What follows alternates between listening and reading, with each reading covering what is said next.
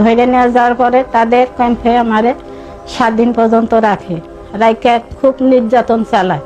আমার পর নির্যাতন চালাইছে, দর্শন করছে,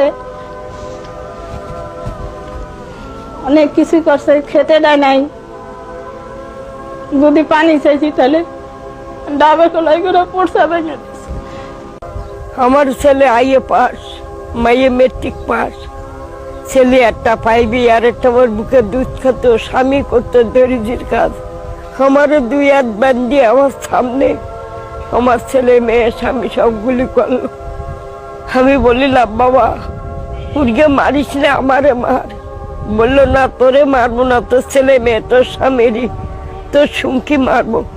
ছোট্ট মেয়েটা আমার আউট গোড়া দিতে পারতো না, বুকে দুধ খাতুলো। সেই মেয়ে কালি নিয়ে সময় কাদার তলায় পুঁতে গুলি করে বুকি করে গাঙে দেয়। কারা আপনার উপর অত্যাচার করেছে?